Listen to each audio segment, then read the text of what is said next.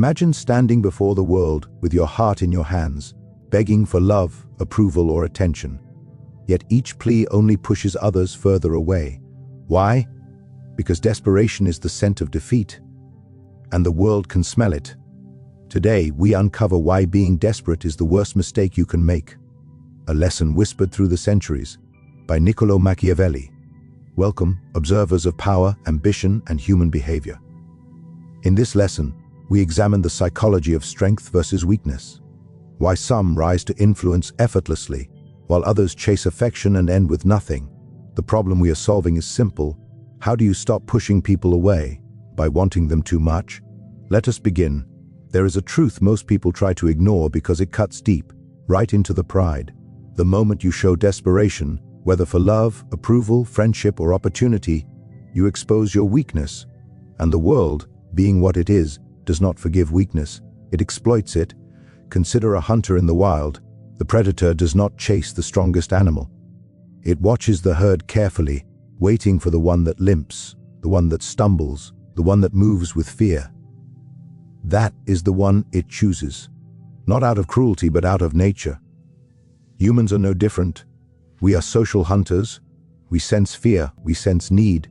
We sense when someone wants us too much, and the reaction is instinctive. We pull away. This is why the desperate lover often loses the one they adore. The person who pleads, who clings, who anxiously waits for a message or a glance is not seen as romantic. They are seen as lacking strength, lacking certainty, lacking self-sufficiency. And when people detect that lack, they do not feel flattered. They feel superior. They feel in control. And the one who feels in control has no reason to value the one who kneels before them. Understand this. People respect what they fear losing. They dismiss what is guaranteed. If your presence is assured, constant, easily accessed, always available, your value diminishes. You become background noise, always there, always waiting, always ready to serve the needs of others. But the world does not admire servants. The world uses them. There is a reason Machiavelli spoke not of morality, but of power. And power is rooted not in how you feel, but in how others perceive you. You may love deeply, you may desire strongly, you may yearn with all the fire of your heart. But if you show it without restraint, you hand your power to others.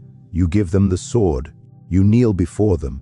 You make them judge, jury, and executioner of your emotional world. When you reveal desperation, you reveal that you are not in control of yourself. You reveal that someone else has become the center of your thinking, and nothing is more dangerous than allowing another person to become the axis of your mind. For then your happiness depends on their actions. Your peace depends on their whims. Your identity becomes tied not to who you are, but how they respond to you. This is why rulers, generals, and even lovers throughout history learned to mask their hunger, not because they did not feel, but because they chose control over collapse. They understood that emotion, when visible, can be used against you, and the one who controls their expression controls the situation. But let us go deeper. Why does desperation reveal weakness? Because desperation says, I cannot lose this. And when someone knows you cannot afford to lose something, they know they have leverage. And leverage is the root of power. The one who can walk away holds power. The one who cannot is bound, chained by their own desire. Watch any negotiation. The buyer who needs the product loses. The leader who needs the loyalty of his followers becomes their prisoner. The friend who cannot bear to be alone becomes dependent on the approval of others. The lover who fears abandonment becomes easy to manipulate. In every case, the pattern is the same. Need creates submission. The world rewards self-possession. It rewards the person who does not rush, who does not beg, who does not cling. People admire the one who could want something deeply, yet chooses to remain composed. This composure is mistaken for confidence. Confidence is mistaken for value, and value attracts. Do you see the irony? The less you show you need others, the more others feel drawn to you. The more you reveal that you could live without them, the more they begin to fear losing you, and fear is far more powerful than love in shaping behavior. People move for fear. They consider for love, they hesitate for compassion, but they act for fear of losing something valuable. So the lesson is not to stop wanting. You are human. You will feel longing, desire, affection, ambition. The lesson is simply this. You must master your expression. Your hunger must become invisible, your longing must be contained behind posture, tone, and silence. You speak less, you react slower. You do not chase what runs. You do not plead with what withdraws. You do not grasp at what is slipping away, because the moment you grasp, you confirm to the world, I am afraid. And fear is the wound predator's smell. People may not consciously articulate this. They may not say, you appear desperate, therefore your value is less, but they will feel it. They will respond in distance, in boredom, in indifference. And the more you pursue, the further they retreat. So the strategy begins within. It is not about pretending to be uncaring. It is about not allowing another person to define your worth. It is about building yourself so completely that even when you desire someone or something, you do not collapse in the pursuit. You maintain the ability to walk away, even if your heart trembles, because the power lies not in leaving. It lies in being able to. There is a remarkable paradox in human nature. The more someone tries to prove their worth, the less they are valued. The more a person seeks approval, the less approval they receive. You see, people respect the one who remains in control of themselves. They respect composure. They respect restraint. It is not the loud man, the desperate lover, or the anxious friend who earns admiration. It is the one who stands still while others scramble to be seen. To understand this, imagine entering a room filled with people. One man is trying desperately to impress, talking loudly, laughing too hard, eager to be noticed. His energy spills everywhere, reaching, grabbing, pulling for attention. The other stands quietly, observing, unhurried. He speaks when necessary, listens more than he talks, and reveals little. Which of the two draws your curiosity? Which appears more powerful? The answer is instinctive. We are drawn to the one who is not trying. Restraint signals that you are not dependent on the reactions of others. You are not swayed by the chaos around you. Your identity does not rise and fall with whether someone approves of you, and that is precisely why people respect those who maintain self-control. Because self-control is rare. Most people live like storms, emotional, reactive, in constant motion. To remain still in a world of storms is to appear superior. Machiavelli understood that power is never loud by necessity. Power is quiet. It is knowing that you do not need to over-explain yourself. It is letting others wonder what you think, rather than giving them every thought openly. When you reveal too much, you give others the map to control you. When you reveal little, they are forced to navigate you carefully. They must guess, they must evaluate, they must work to understand you. And the moment someone has to work to understand you, they begin to value you. The one who practices restraint does not react emotionally to every word. They do not explode when insulted, nor do they melt when praised. They maintain a steady core, a controlled center. Their emotions do not spill outward, they stay contained, and that containment is misunderstood as coldness by those who lack discipline. But it is not coldness, it is power. Because if your emotions can be provoked, then someone else controls you. If your reactions are predictable, then someone can lead you like an animal with a leash. The world cannot easily manipulate the one who controls their response. Consider relationships, romantic or social. The person who remains balanced, who does not cling, who does not beg, who does not demand constant reassurance, is the one who is admired. Their love or friendship becomes more valuable precisely because it is not offered recklessly. Their affection is not cheap. It must be earned, and what must be earned is respected. This is why restraint is more desirable than emotional overflow. The one who says everything they feel, the one who confesses every insecurity, every fear, every longing. They believe they are being honest and vulnerable, but in truth, they are handing others the knowledge of where they are weak, and people, even unconsciously, shift their posture around the weak. They either protect them or take advantage of them. But they do not admire them, not truly. Admiration grows in the presence of self-command. There is a reason the powerful do not need to announce their power. They do not need to ask for respect. They do not need to perform to be noticed. The more quietly you hold yourself, the more loudly your presence is felt. Those who cannot control themselves are ruled by others. Those who can control themselves rule themselves, and sometimes others too. Restraint does not mean silence, it means precision. It means you choose when to speak, rather than speaking just to fill space. When to act, rather than acting just to be seen. You move when it is strategic, not impulsive. You reveal only what benefits you, not everything that crosses your mind. And this is where respect begins. People observe without knowing they are observing. They notice how quickly you react, how desperately you answer messages, how eagerly you jump at attention, and whether they admit it or not, they form judgments. If you rush, you seem dependent. If you hesitate thoughtfully, you seem discerning. If you give too easily, you seem replaceable. If you choose carefully, you seem valuable. In every social dynamic, friendships, love, work, leadership, the person with self-control appears more competent, more grounded, more mysterious. And mystery is not merely intrigue, it is power. Mystery forces others to come toward you, and when others come toward you, admiration forms naturally. But restraint is not something that happens instantly. It requires discipline. It requires watching your own impulses, your own urges to speak, to defend, to explain, to seek affirmation.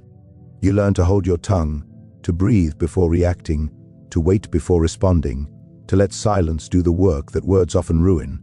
For in silence, others reveal themselves, they show their intentions, they expose their interest, they display their level of respect. And you, by being still, see everything clearly. Power is never given, it is seized, or at least it is perceived to be held, and the most subtle yet most destructive way to surrender power is through desperation. When you appear desperate, you immediately give the upper hand to others. Whether in business, in relationships, or in social hierarchies. You may not even speak, and yet your very demeanor broadcasts submission. Your body, your tone, your urgency, everything becomes a signal that you are willing to compromise, to settle, to plead. And in doing so, you strip yourself of the very leverage you hope to maintain. Think of a trader in a marketplace. Two merchants bid for a rare commodity. One speaks calmly, measured, with a quiet confidence. The other fidgets, sweats, and begs for the chance to purchase first. Who will control the price? Who will dictate the terms? The calm merchant. Why? Because desperation communicates that one cannot afford to lose, and the moment others sense that inability, they exploit it. They raise the price, they slow the process, they draw out the interaction. Desperation is a beacon. It signals opportunity for the shrewd, for the calculating, for those who understand the human instinct to dominate the weak. Negotiation is not simply about words, it is about perception. And perception is everything. When you appear desperate, you shift the balance of power away from yourself. You may believe that your pleading, your eagerness, your constant availability will encourage others to act in your favor. In truth, it does the opposite. It gives them the freedom to dictate the outcome. The desperate person is the one who compromises first, who offers too much, who reduces the stakes, all while thinking they are persuading others. What they are really doing is demonstrating their weakness. This principle extends far beyond marketplaces or literal negotiations. Consider a romantic pursuit. The individual who waits anxiously for a response, constantly seeks validation, or expresses fear of rejection, instantly diminishes their own position. Desire becomes a chain rather than a bridge. The one who is pursued is no longer impressed. They are empowered. They have the ability to give or withdraw affection, and the desperate party has relinquished control over the situation. The psychological advantage rests with the one who is measured, calm, and patient. Even in friendships, the desperate act undermines authority and respect. The person who constantly seeks reassurance, approval, or agreement from peers shows a lack of internal stability. They appear dependent, and humans naturally tend to defer to stability. The one who projects inner composure commands attention and influence. The one who projects neediness invites manipulation, control, and often dismissal. Social dynamics at their core are subtle negotiations of power, and desperation ensures that you enter every interaction already defeated. Desperation not only signals weakness, but also forces you to act irrationally. You will overcommit, overpromise, and overexpose yourself. You may reveal information that could have been strategically withheld. You may accept unfavorable terms simply to secure temporary relief. Every act fueled by desperation diminishes future leverage. It is a trap disguised as urgency, a compulsion to act against your own interest because the world appears too vast. too fast-moving, too indifferent to wait for your measured response. Machiavelli would argue that maintaining negotiation power is a game of patience and perception. To be feared, respected, or admired, one must appear independent of external outcomes. The one who could walk away, even when they desire deeply, holds the ultimate advantage. They have the freedom to wait for the most favorable conditions. They have the ability to set terms rather than accept them. They appear self-sufficient. And that perception, even if partly an illusion, shifts power firmly into their hands. The desperate person, by contrast, forfeits this power. Their actions reveal what they value most, and those who observe know precisely how to exploit it. The negotiation table becomes a stage where desperation is the loudest actor, commanding the response of others, and leaving the desperate party with little control over the narrative. Every concession made in desperation diminishes the authority to make further demands. Every visible worry or fear invites exploitation. In a subtle but unstoppable manner, desperation becomes a chain around your own potential. Even small signs of desperation matter. A glance too long, a smile too eager, a message too quick, a word too many. These are not minor gestures. They are signals that reduce your power in the eyes of others. The mind unconsciously interprets urgency as need, and need, in turn, signals opportunity. The desperate person may believe that showing their eagerness conveys honesty, sincerity, or authenticity. Yet authenticity without control is a liability, not an asset. To retain negotiation power, one must master the art of measured restraint. Speak deliberately. Act with intention. Reveal only what strengthens your position. Hold your desires privately, not publicly. Create the illusion of independence even when you feel dependent. Let the other party chase, reach, or persuade you. Let them sense that your world does not hinge entirely on their choices. Because in the theater of human interaction, it is the one who appears detached, confident, and unshakable who dictates the terms. Desperation is a silent surrender, a concession made without discussion. It transforms every interaction into a game where the desperate party has already lost the first round. Each movement, each word, each visible emotion reinforces the message that control has shifted elsewhere. Power is not about dominance through force, it is about influence through perception. And the desperate person, by displaying urgency and need, relinquishes influence before the first word is spoken. Observe the pattern in any sphere: business, romance, politics, social circles. Those who succeed are rarely those who grasp frantically for advantage. They are the ones who maintain composure, who weigh decisions patiently, who appear unconcerned even when stakes are high. Negotiation power is not held by those who act quickly out of fear, but by those who act strategically, appearing calm while the desperate flail. And the moment you realize that desperation is your enemy, you understand the value of self-command, the power to appear confident, to withhold urgency, and to maintain dignity even when stakes are personal or high. Transforms interactions. You are no longer reacting, you are influencing, you are no longer subject to others' control, you are subtly asserting your own. Negotiation, after all, is not just about who wants most, it is about who can wield perception to their advantage. And desperation ensures you never do. In the complex theater of human interaction, the truth often matters far less than the perception of truth. This is not deception for deception's sake, but a profound recognition of human psychology. People rarely act on facts alone. They act on what they believe, on what they see, and on what they feel about others. And those who understand this principle hold a subtle yet unshakable power, the power to shape reality simply by controlling how they are perceived. Desperation, above all, destroys perception.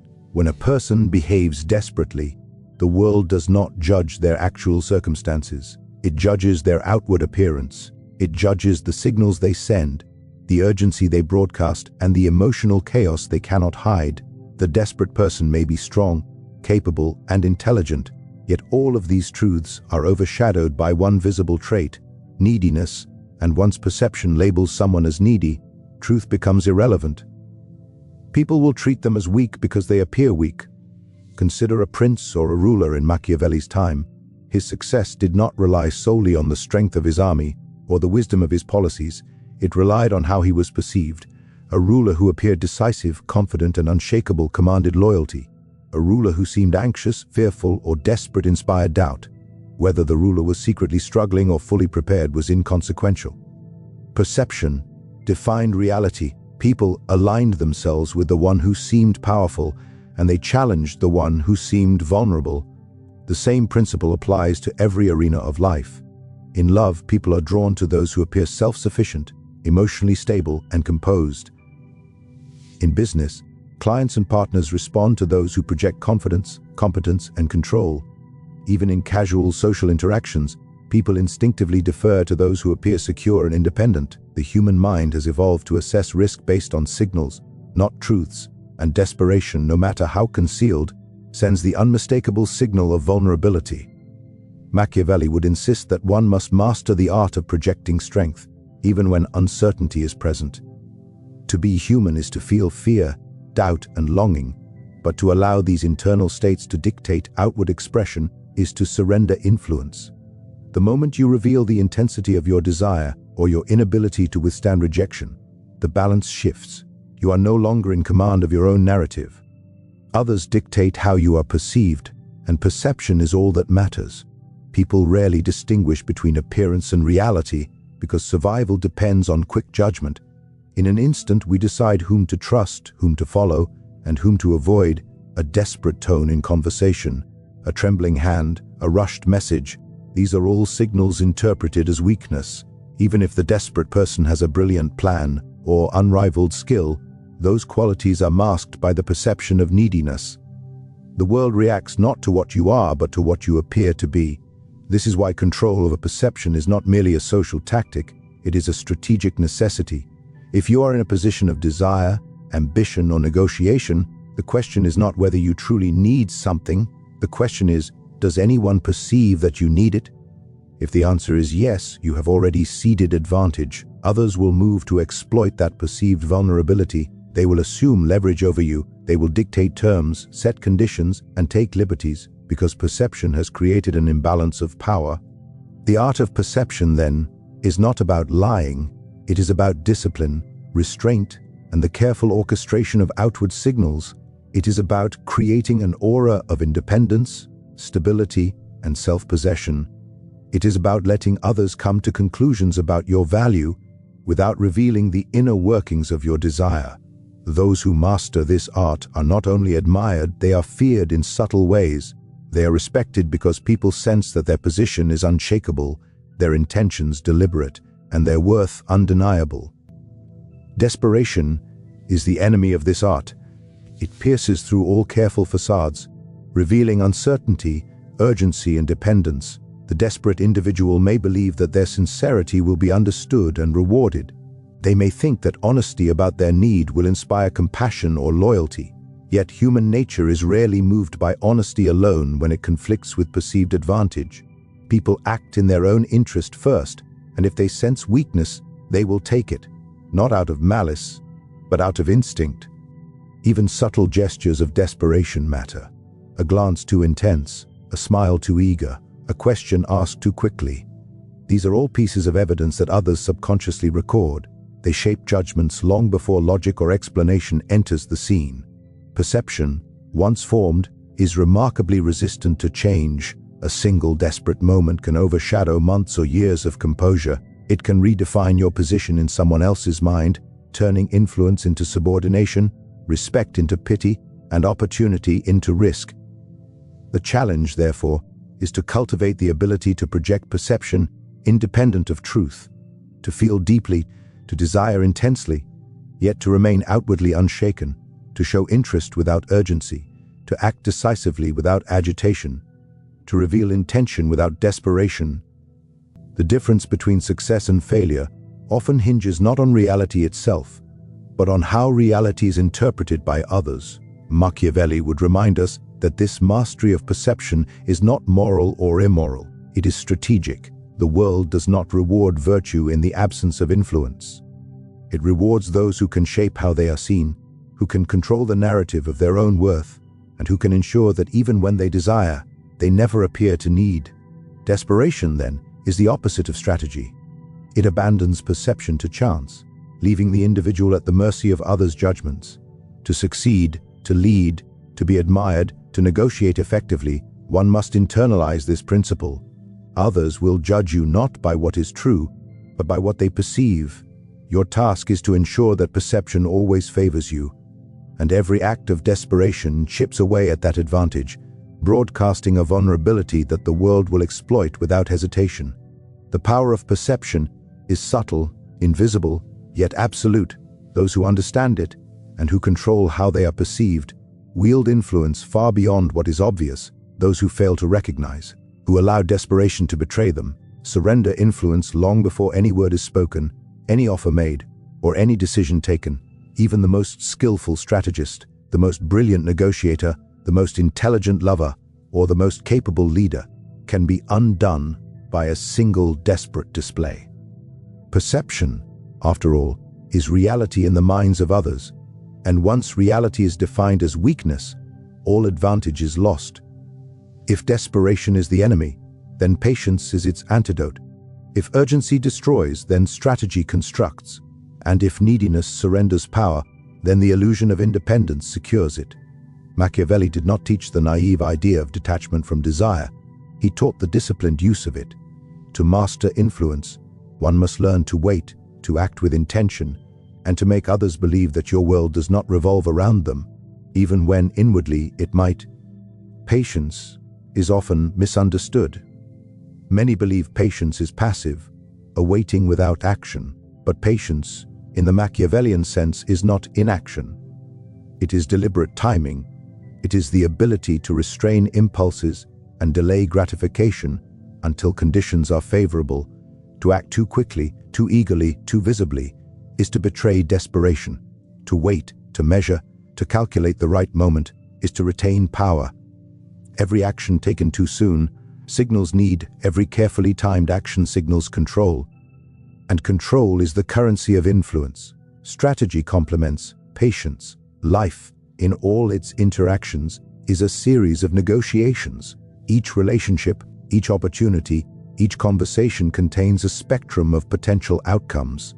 To act impulsively driven by urgency or desire is to hand over the map of your own intentions to others. They see your moves, your need, your willingness to concede, and they exploit it. Strategy, on the other hand, allows you to guide outcomes subtly. You choose your battles, you reveal information selectively. You create conditions that compel others to act in your favor without needing to beg. The strategic mind never allows desperation to be visible because it knows that visibility equals vulnerability. Consider how this works in personal relationships.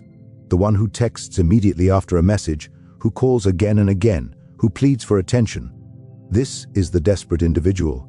But the one who responds deliberately, who chooses timing, who creates space while remaining present, projects independence. Independence is a powerful illusion. It tells others, I do not need you, yet I choose to engage. The effect is magnetic. People are drawn to those who appear self-contained because they unconsciously understand that this person is not governed by external whims. They respect autonomy. They fear losing someone who is not easily controlled. Even in business and negotiations, the same principle holds. The entrepreneur who floods a client with calls, who agrees to every term out of fear of losing the deal, reveals a lack of control. But the one who cultivates patience, who measures responses, who holds back just enough, projects authority. The client begins to recognize value, not in the urgency of the offer, but in the confidence that the offer is deliberate and measured. Strategic restraint, when coupled with the appearance of independence, shifts power decisively. Machiavelli emphasized the importance of the illusion of independence. One must not be dependent in action, nor must one appear dependent in presence. Even if one desires an outcome intensely, the expression of that desire must be controlled. To be truly effective, the individual must cultivate a persona of detachment, not arrogance, not cruelty, not indifference, but an unwavering sense of self-sufficiency. When others perceive that you can thrive without their approval, their attention, or their affection, they instinctively move toward you. Desire becomes attraction. Effortless influence replaces pleading. Patience, strategy, and the illusion of independence are interwoven. Patience allows you to observe the terrain, to see opportunities emerge, and to assess risks before acting. Strategy enables you to plan your actions with precision, to avoid overexposure, and to guide outcomes subtly. The illusion of independence ensures that the perception of control remains with you, even when the stakes are personal, emotional, or high. Together, these qualities form a shield against the destructive force of desperation. Human nature is predictably responsive to these signals. People respect the one who does not rush, who does not grovel, who does not plead. They admire the one who chooses engagement over compulsion, who chooses timing over reaction, who chooses presence over absence. This admiration is not born from virtue. It is born from perceived strength. The human mind instinctively aligns with those who demonstrate mastery over their impulses because such mastery implies competence, reliability, and authority. The dangerous trap of desperation is that it often feels productive. The anxious person believes that acting quickly, revealing desire openly, or pleading for outcomes will secure them. But in reality, these actions push others away. They signal instability, they broadcast vulnerability, and vulnerability invites manipulation, not respect. Patience, by contrast, allows the calm accumulation of influence. Strategic action converts opportunities into leverage. The appearance of independence transforms admiration into attachment. Even subtle gestures reinforce this principle. A delayed reply, a measured tone, an intentional absence, all convey restraint. They suggest a life that does not depend on approval, attention, or immediate results. They create curiosity. They invite engagement on your terms. And the beauty of this approach is that it requires no aggression, no coercion, no conflict. It is the quiet assertion of autonomy, the unspoken power of self-possession. Machiavelli would observe that the world rewards those who master these principles because the world responds predictably to signals. Those who act desperate trigger instinctive reactions, distance, testing, exploitation. Those who act patient, strategic, and independent trigger respect, attention, and alignment. And those who can combine all three effectively shape outcomes without surrendering their dignity, their leverage, or their control. Mastery of patience, strategy, and the illusion of independence is not instantaneous. It is cultivated over time through observation, discipline, and consistent restraint. One learns to watch without reacting, to speak without pleading, to act without revealing need. One learns to let others reveal their intentions, to measure interest, to guide outcomes. Subtly, one learns that power is not in grasping, it is in being, and in being, one discovers that influence flows naturally, effortlessly, and enduringly. Desperation is a silent enemy. It undermines influence, erodes respect, and surrenders control before a word is even spoken. It reveals weakness, shatters negotiation power, distorts perception, and exposes you to manipulation. Yet, the antidote is not suppression of desire. It is mastery of patience, of strategy, and of the carefully crafted illusion of independence. Machiavelli teaches us that the world does not reward those who chase, plead, or reveal their need. It rewards those who act deliberately, who control their impulses, and who project confidence even in uncertainty. To influence, to lead, to attract, one must first command the self. Desire is not weakness, but desperation is. Restraint, perception, and calculated action are the instruments through which power flows. When you embrace these principles, you transform how the world interacts with you. You stop giving away authority, you stop chasing approval, you stop broadcasting need. Instead, you become a figure others gravitate toward, a force respected and valued, and a presence that commands attention without pleading for it. The lesson is timeless. In the game of influence and human interaction, strength lies not in how much you want, but in how little you reveal that you need.